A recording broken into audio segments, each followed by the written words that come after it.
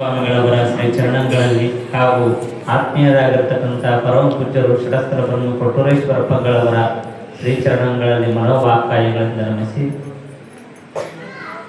ಪೂಜ್ಯರಾಗಿರ್ತಕ್ಕಂಥ ಎಲ್ಲರಿಗೆ ಸನ್ಮಾರ್ಗವನ್ನ ಹಾಗೂ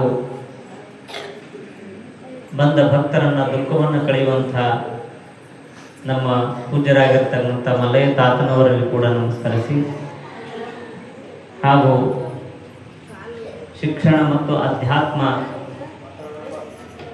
ಎರಡೂ ವಿಷಯವನ್ನು ಒಳಗೊಂಡು ಎಲ್ಲರಿಗೆ ಬಹು ಸುಂದರವಾಗಿ ಮನಮುಟ್ಟುವಂತೆ ಮಾತನಾಡಿರ್ತಕ್ಕಂಥ ಜಿಲ್ಲಾದ ಕನ್ನಡ ಸಾಹಿತ್ಯ ಅಧ್ಯಕ್ಷರಾಗಿರ್ತಕ್ಕಂಥ ನಮ್ಮ ಉಡುಪಿ ಗುಂಡಾರೇಶ್ವರಲ್ಲಿ ಶರಣೆಂದು ಹಾಗೂ ನಮ್ಮ ಪುರಾಣ ಪ್ರವಚನಕಾರರಾಗಿರ್ತಕ್ಕಂಥ ಹನುಮಂತರಾಯ್ ಶರಣರಲ್ಲಿ ಶರಣಂದು ಹಾಗೂ ವಿಶ್ವನಾಥ್ ಶಿರೋಳಿ ಅವರೇ ಹಾಗೂ ಶರಣಯ್ಯ ಕಲ್ಕಂಬ ಅವರಲ್ಲಿ ಶರಣೆಂದು ಹಾಗೂ ನಿರೂಪಣಕಾರ್ಯ ತಾಯಂದರೆ ಸದ್ಭಕ್ತರು 10:30 ಆಗ್ಯದ್ರಿ ಸಮಯ. ಆದ್ರೂ 2ನೇ ದಿನ 3ನೇ ದಿನ ಸಮಯ ಆಗಿತ್ತು ಭಾಳ. ನಮ್ಮ ತಾಯಂದ್ರು ಅಂದರು, ಇಲ್ಲಪ್ಪ ಆದ್ರೂ ಆಲಕ್ಕ 11 ಆಲಕ್ಕ ಅಂತಂದರು. ಅದಕ್ಕೊಂದು ಅರ್ಧ ಗಂಟೆ ಮಾತಾಡಲಿ ಅಂತ ಶಾಣ ಬಸವೇಶ್ವರ ತೇರು ಇವತ್ತು ರಥೋತ್ಸವ ಇದು ನಿನ್ನೆಲ್ಲ ತುಂಬಿತ್ತು. ಇವತ್ತು ರಥೋತ್ಸವ ಆ ಕಡೆ ಜಾತ್ರೆ ನೋಡಕ್ಕೆ ಹೋಗಿರ್ತಾರೆ. ಜಾತ್ರೆ ಕಡಿಮೆ ಇರ್ತದ. ನಮ್ಮ ತಾಯಂದ್ರು ನಿಮ್ಗೆ ಬರ್ತಾರೆ ಜಾತ್ರೆ ಒಳಗೆ ಶೃಂಗಾರ ಎಲ್ಲ ನೋಡೋದಿರ್ತದೆ. ಅದಕ್ಕೆ ನಮ್ಮ ಮುಡ್ಬಿ ಗುಂಡ್ಯಾರವ್ ಸರ್ ಅವ್ರ ಮಾತು ಕೇಳಕ್ಕೆ ಭಾಳ ಆನಂದ ಅನ್ನಿಸ್ತದೆ. ಇವಾಗಲೇ ಮಾತಾಡ್ಲತ್ತಾರ ಅವ್ರು. ರಾಷ್ಟ್ರಕೂಟದ ಕನ್ನಡದ ಬಗ್ಗೆದಾಗ ಎಲ್ಲಿ ಹೋದ್ರೂ ಕೂಡ ಆ ಧ್ವನಿ ಅವ್ರದ್ದು ಇರ್ತದೆ. ಮತ್ತು ಅವ್ರು ಹೆಂಗಪ್ಪ ಅಂತಂದ್ರೆ ಸಣ್ಣ ಸಣ್ಣ ಮಕ್ಕಳಿಗೂ ಕೂಡ ಅವ್ರ ಮಾತು ಪ್ರಿಯ ಆಗಿರ್ತದ, ಯುವಕರಿಗೂ ಕೂಡ ಅವ್ರ ಮಾತು ಪ್ರಿಯ ಆಗಿರ್ತದ, ಮತ್ತು ಶರಣ ಭಕ್ತರಿಗೆ ಅವ್ರ ಮಾತು ಪ್ರಿಯ ಆಗಿರ್ತದ, ಮತ್ತು ತಾಯಂದಿರಿಗೂ ಅವ್ರ ಮಾತು ಪ್ರಿಯ ಆಗ್ತದೆ. ಒಂಥರ ಕನ್ನಡಿ ಇದ್ದಂಗೆ. ನಾವು ಕನ್ನಡಿ ಬಂದು ಯಾರ ಮುಖ ನೋಡ್ತೀವಿ ಅವ್ರ ಮುಖ ತೋರಿಸೋ ಚೆನ್ನಾಗಿ, ಹಂಗೆ ಅವ್ರ ಕನ್ನಡಿ ಇದ್ದಂಗೆ ಅವರು ನನಗೆ ಸ್ಕೂಲ್ ಕಾರ್ಯಕ್ರಮ ಕೇಳಿದರು. ಬೆಳಗ್ಗೆ 3:30 ಬಂದಿದ್ದಾರೆ. ಇಲ್ಲೇ ದೂರ ಹೋಗಿದ್ದೆ. ಬೆಳಗ್ಗೆ 3:30 ಬಂದಿದ್ದೆ. ಸ್ಕೂಲಿಗೆ ಹೋಗ್ಬೇಕಾಗಿತ್ತು. 9:30 10 ಗಂಟೆಗೆ ಸ್ಕೂಲಿಗೆ ಹೋಗ್ಬೇಕಾಗಿತ್ತು ನಾವು. ಆದ್ರೂ ಕೂಡ ಎಲ್ಲರಿಗೆ ನಿದ್ದೆ ಆನಂದ ಭಾಳ ಇಷ್ಟ. ಪರಂತು ನನಗೆ ನಿದ್ದೆ ಆನಂದ ಅನಿಸಿಲ್ಲ. ಪರಂತು ಆ ಸ್ಕೂಲಿಗೆ ಹೋಗಿ ಸರ್ ಜೊತೆ ಕೂಡಿದಾಗ ಅವ್ರ ಪ್ರೀತಿ ಏನು ಹಂಚಿಕೆ ಅದ, ಅದು ಆನಂದವೇ ನನ್ನ ನಿದ್ದಕ್ಕಿಂತ ಆನಂದ ಭಾಳ ದೊಡ್ಡ ಆನಂದ ಅನ್ನಿಸ್ತದೆ. ಯಾಕಂದ್ರೆ ಎಲ್ಲೇ ಬರಲಿಲ್ಲ, ಎಲ್ಲೇ ಕಾರ್ಯಕ್ರಮ ಬಂದರೂ ಕೂಡ ಅವರು ಶಿಕ್ಷಣ ಅಧ್ಯಾತ್ಮ ಭಾಳ ಒಳಗೊಂಡಿರ್ತದ. ಮತ್ತು ಕಳಕಳಿ ಭಾಳ ಮತ್ತು ನಿರಪೇಕ್ಷೆ ಉಳ್ಳವರು. ಎಲ್ಲಿ ಹೋದರೂ ಕೂಡ ಏನೂ ಸ್ವೀಕಾರ ಮಾಡೋದಲ್ಲ.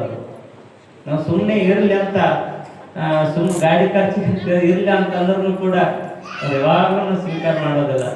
ನಿರಪೇಕ್ಷೆ ಉಳ್ಳತಕ್ಕಂಥವ್ರು ನಮ್ಮ ಕರ್ನಾಟಕಕ್ಕೆ, ಭಾರತ ದೇಶಕ್ಕೆ ಅವರು ಬೇಕು. ಯಾಕಪ್ಪ ಅಂತಂದ್ರೆ ನಮ್ಮಲ್ಲಿ ದೇಶ ಪ್ರೇಮ ದೈವ ಪ್ರೇಮ ಕಡಿಮೆ ಆಗ್ಲಕ್ಕತ್ತದ. ಅದು ಯಾವುದು ದೇಶ ಪ್ರೇಮ ಮತ್ತು ಭಕ್ತಿ ಪ್ರೇಮ ಯಾವುದರಿಂದ ಹೆಚ್ಚಾಗ್ತದಪ್ಪ ಅಂತಂದ್ರೆ ಅವ್ರ ವಾಣಿಯಿಂದ ಹೆಚ್ಚಾಗ್ತಕ್ಕಂಥದ್ದು. ಅದಕ್ಕೆ ಮುಡುಬಿ ಗುಂಡಾರೇಶ್ವರ ಸರ್ ಅವ್ರು ಬಂದು ಈ ಕಾರ್ಯಕ್ರಮದೊಳಗೆ ಭಾಳ ಸುಂದರವಾಗಿ ಮಾತಾಡಿದ್ರು. ಭಾಳ ಆನಂದ ಅನ್ನಿಸ್ತು. ಮತ್ತು ನಮ್ಮ ಮಲ್ಲಯ್ಯ ತಾತನವರು ಮೊನ್ನೆ ಕಾರ್ಯಕ್ರಮ ಮುಗೀತು. ನಾವು ಸನ್ಯಾಸಿಗಳು, ನಾವು ಹಿಂದಿರಲ್ಲ ಮುಂದಿರಲ್ಲ. ಪರಂತು ಅವರು ಸಂಸಾರದೊಳಗಿದ್ದು ಎಲ್ಲವನ್ನ ಮಾಡಿಕೊಂಡು ಭಕ್ತರ ಕಲ್ಯಾಣವನ್ನು ಮಾಡ್ತಾರೆ. ಇವತ್ತು ಒಬ್ಬ ಸನ್ಯಾಸಿ ಏನು ಕಾರ್ಯ ಮಾಡಬೇಕು ಆ ಕಾರ್ಯವನ್ನು ನಮ್ಮ ಮಲ್ಲಯ್ಯ ತಾತನವ್ರು ಮಾಡಕತ್ತಾರೆ. ಭಾಳ ಸುಂದರವಾಗಿರ್ತಕ್ಕಂಥ ಕಾರ್ಯಕ್ರಮ.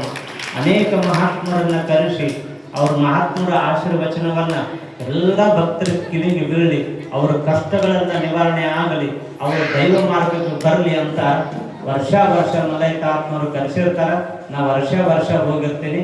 ಅಲ್ಲಿ ಪ್ರಸಾದ ದಿನ ಹೋದಾಗೊಮ್ಮೆ ನಾನು ಪ್ರಸಾದ ಮಾಡ್ತೇನೆ. ಒಮ್ಮೆ ಪ್ರಸಾದ ಜಲ್ದಿ ಮುಗಿಸ್ಕೊಂಡೇ ಹೋಗಿರ್ತೇನೆ.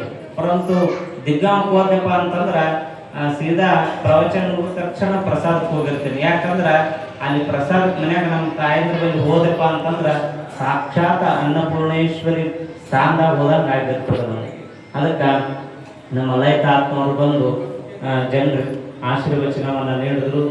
ನಮ್ಮ ಮಲೈತಾತ್ಮವರಲ್ಲಿ ಮತ್ತೊಮ್ಮೆ ಶರಣಂದು ಮತ್ತು ನಮ್ಮ ಕೊಟ್ರೇಶಪ್ಪ ಅವ್ರ ಪೂಜ್ಯರು ಅವರು ರುದ್ರಾವರಣದ ಕಾರ್ಯಕ್ರಮ ಇದೆ. ನಿಮ್ಗೆ ಅನಿಸ್ತಿತ್ತು ಅಪ್ಪವ್ರು ಯಾಕೋ ಬರಲ್ಲಾಗ್ಯಾರ ಅಂತ ನಿಮ್ಗೆ ಅನ್ಸತ್ತಿತ್ತು. ನನಗೆ ಅಪ್ಪವ್ರು ಬಂದ ತಕ್ಷಣ ಅಂದೆ, ಇವತ್ತು ನನ್ನ ಕಾರ್ಯಕ್ರಮಕ್ಕೆ ಶೋಭೆ ಬಂತು ನೋಡ್ರಿ ಅಂತಂದೆ. ನಿನ್ನೆನೆ ಅಲಕಟ್ಟಿ ಅಪ್ಪವ್ರು ನಿನ್ನೆನೆ ಹೇಳೋದೆ, ಅವರು ಸಂಕ್ರಮಣಕ್ಕೆ ಇವ್ರ ಪಾದ ಇಟ್ಟು ಅವ್ರು ಸ್ನಾನ ಮಾಡಿದ್ರು, ಅವ್ರ ಪಾದ ಇಟ್ಟು ಇವರು ಸ್ನಾನ ಮಾಡಿದ್ರು. ಅವ್ರು ನೋಡಿ ನಮ್ಗೆ ಒಂಥರ ಹೊಟ್ಟಿ ಹುರಿದಂಗೆ ಆಗ್ತದ. ಯಾಕಂತಂದ್ರೆ ಇಷ್ಟೊಂದು ಒಂದೇ ಮಠದೊಳಗೆ ಒಂದೇ ಊರೊಳಗೆ 2 ಮಠ ಇಟ್ಕೊಂಡು ಇಷ್ಟೊಂದು ಪ್ರೇಮ ಅದಲ್ಲ ಅಂತ. ಯಾಕದು ಹಂಗೆ ಅನಿಸ್ತದಪ್ಪ ಅಂತಂದ್ರೆ ಅವರು ಶಾಂತ ಸ್ವರೂಪರು ಮತ್ತು ಯಾವಾಗಲೂ ಪ್ರೇಮವನ್ನು ತೋರಿಸ್ತಕ್ಕಂಥವ್ರು. ಮತ್ತು ಆಮೇಲೆ ನಮಗೆ ಪ್ರಸಾದವನ್ನು ಫೋನ್ ಹಚ್ಚಿದ್ರಂದ್ರೆ ಪ್ರಸಾದವನ್ನು ಕೇಳ್ತಕ್ಕಂಥವ್ರು, ಪ್ರಸಾದವನ್ನು ಅಲ್ಲಿ ಮಠದಾಗ ಮಾಡಿರ್ತಕ್ಕಂಥದ್ದು ಇಲ್ಲಿ ಕಳಿಸ್ತಕ್ಕಂಥದ್ದು. ಅದಕ್ಕೂ ಪೂಜ್ಯರು ಯಾವಾಗಲೂ ಕೂಡ ನಮ್ಮ ಜೊತೆಗೆ ಅನ್ಯೋನ್ಯ ಭಾವದಿಂದ ಇರ್ತಕ್ಕಂಥವ್ರು. ಪರಮ ಪೂಜ್ಯರು ಅಪ್ಪರ ನೀವು ಒಂದೆರಡು ಮಾತಾಡ್ರಿ ಅಂತಂದಾಗ ಅಪ್ಪವ್ರು ಅಂತಂದ್ರು, ಇಲ್ಲ ನಾನು ನಾಳೆನೂ ಬರ್ತೀನಿ, ನಾಳೆನೂ ಮಾತಾಡ್ತೀನಿ ಅಂತ ಕೇಸಿ ಅಪ್ಪವರು ಆಶ್ವಾಸನೆಯನ್ನು ಕೊಟ್ಟಾರ. ಮತ್ತು ನಮ್ಮ ಪೂಜ್ಯ ಶಂಭುಲಿಂಗೇಶ್ವರ ಅಜ್ಜವರು ನಾವು ಈಗ ಒಂದು 3 ವರ್ಷ ಆಯ್ತು ಹೋಗ್ಲತ್ತದ್ದು. ಅಜ್ಜವ್ರ ಮಾತು ಕೇಳೋಕೆ ಬಹಳ ಸುಂದರ. ಹೆಂಗೆ ನಮ್ಮ ಕೊಪ್ಪಳದ ಹಬ್ಬಗಳು ಆಶೀರ್ವಚನ ಕೇಳಿದ್ರೆ ಎಷ್ಟು ಆನಂದ ಆಗ್ತದ, ಅಷ್ಟು ಆನಂದ ಆಗ್ತದೆ. ಮತ್ತು ಇನ್ನೊಂದು ಏನಪ್ಪ ಅಂತಂದ್ರೆ ಅವ್ರ ಮಠದೊಳಗೆ ಸೇವಾ ಮಾಡೋದು ಭಾಳ ಚೆನ್ನಾಗಿ ಕಲಿಸ್ಯಾರ. ಯಾಕೆ ಸೇವಾ ಮಾಡೋದು ಭಾಳ ಚೆನ್ನಾಗಿ ಕಲಿಸ್ಯಾರಪ್ಪ ಅಂತಂದ್ರೆ ಅವರೇ ನಿಂತು ಓಡಾಡ್ತಿರ್ತಾರೆ. ಶಾಲೆ ಕೊಡ್ಬೇಕು, ಹೂವಿನಾರ ಕೊಡ್ಬೇಕು, ಎಲ್ಲವನ್ನ ಈಗ ನಾವು ಹೇಳಿದ್ರೆ ಮಾಡಲಿಕ್ಕಿಲ್ಲ. ಪರಂತು ಯಾರು ಸ್ವಾಮಿಗಳು ಸ್ವತಃ ಓಡಾಡಿ ಮಾಡ್ತಾರ, ಅವರು ನೋಡಿ ಭಕ್ತರನ್ನು ಮಾಡ್ತಾರ. ಅಂಥ ಭಕ್ತರನ್ನು ಸನ್ಮಾರ್ಗಕ್ಕೆ ಒಯ್ದು ಸೇವಾ ಮನೋಭಾವ ದೊಡ್ಡ ಭಾವನ ಕಲಿಸಿದ್ರು ನಮ್ಮ ಶಂಭುಲಿಂಗೇಶ್ವರ ಅಜ್ಜರವರು. ಭಾಳ ಸರಳವಾಗಿರ್ತಕ್ಕಂಥವ್ರು. ಅವರು ಶಾಲ ಹೂವಿನಾರ ಇವು ಯಾವ ಹುಚ್ಚುವಂಥವ್ರಲ್ಲ. ಪೂಜ್ಯರು ಈ ಮೊನ್ನೆ ಕಾರ್ತಿಕೋತ್ಸವದ ಕಾರ್ಯಕ್ರಮವನ್ನು ಮಾಡಿದ್ರು.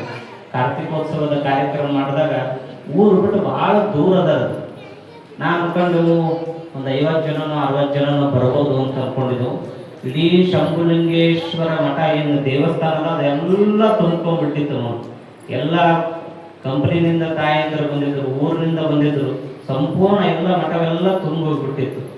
ಯಾಕೆ ಅಷ್ಟೊಂದು ಜನ ಪ್ರೇಮದಿಂದ ಬರ್ತಾರಪ್ಪ ಅಂತಂದ್ರೆ ಅವರು ಸರಳವಾಗಿ ಇರೋದ ಕಾರಣವಾಗಿ ಅಷ್ಟೊಂದು ಜನ ಬರ್ತಕ್ಕಂಥವ್ರು. ಮತ್ತು ಇವತ್ತು ನಮ್ಮ ಪ್ರಸಾದ ಸೇವೆಯನ್ನು ಮಾಡಿಸಿರ್ತಕ್ಕಂಥವ್ರು ನಮ್ಮ ಜಾಪಾರವಾಡಿ ಸದ್ಭಕ್ತರು ನಮ್ಮ ಶಾರದಾಬಾಯಿ ಅಜ್ಜಿಯವರು ಬಂದಾರೆ.